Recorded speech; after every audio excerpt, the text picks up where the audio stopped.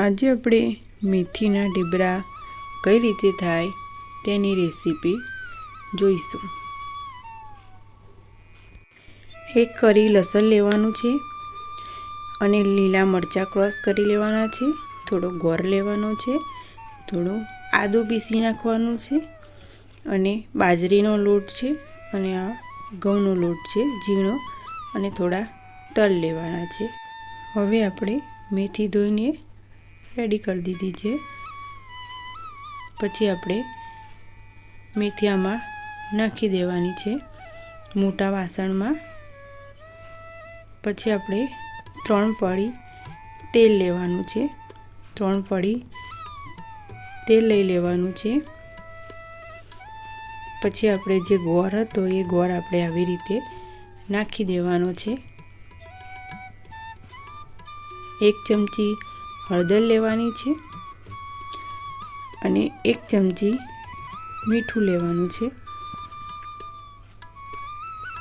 પછી એને બરાબર મસળવાની છે આમાં, એટલે ગોળના જે ગાંગડા હોય એ બધા ઓગળી જશે। બધો ગોળ ઓગાળી દેવાનો છે।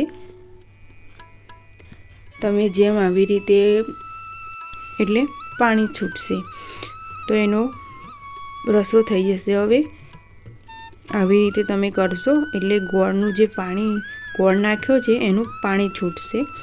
જો હવે આપણે જે પાણી ગોળ નાખ્યો તો એનું પાણી છૂટી ગયું છે। હવે આપણે જે ઘઉંનો લોટ હતો એ નાખી દેવાનો છે।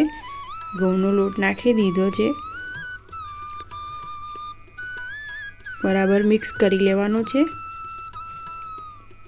પછી આપણે જે બાજરીનો લોટ હતો એ નાખી દેવાનો છે। 2 કપ મેં બાજરીનો લોટ લીધો છે અને 1 કપ ઘઉંનો લોટ લીધો છે। અને જે લીલા મરચાં ક્રોસ કર્યા હતા એ આપણે નાખી દેવાના છે। પછી જે આદું ક્રોસ કરેલું હતું એ નાખી દેવાનું છે અને લસણ ક્રોસ કર્યું હતું એ નાખી દેવાનું છે। પછી તલ નાખી દેવાના છે। હવે બરાબર મિક્સ કરી લેવાનું છે એને।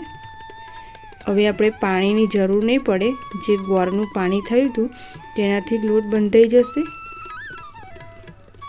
અને 1 ચમચી મીઠું નાખી દેવાનું છે, સ્વાદ પ્રમાણે મીઠું નાખી દેવાનું છે। પાણીની જરૂર નથી પડતી, જે તમે ગોળ નાખ્યો તો એનાથી જ પાણી છૂટે છે। હવે આપણો લોટ પાણી વગર સરસ બંધાઈ ગયો છે। હવે એક કાગળ લેવાનું છે આવી રીતે અને એમાં ઉપર થોડું તેલ લગાવી દેવાનું છે।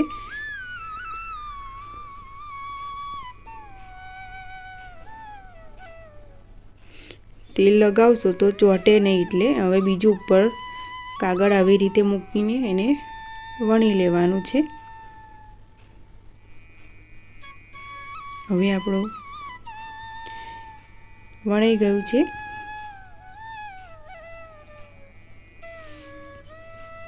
હવે આપણે શેકી દઈશું। મારો વિડીયો પસંદ આવ્યો હોય તો લાઈક અને સબસ્ક્રાઈબ કરી દેજો। હવે આવી રીતે તેલ લગાવી દેવાનું છે તો એકદમ પોચા અને સોફ્ટ થશે। લોટ ઓછો નાખવાનો છે અને ભાજી વધારે નાખવાની છે, એટલે આપણા ઢેબરા ગ્રીન થશે। જોઈ લો, હવે રેડી થઈ ગયા છે। મારો વિડીયો પસંદ આવ્યો હોય તો લાઈક અને સબસ્ક્રાઈબ કરી દેજો। હવે આપણે ઢેબરા રેડી થઈ ગયા છે। Thank you for watching.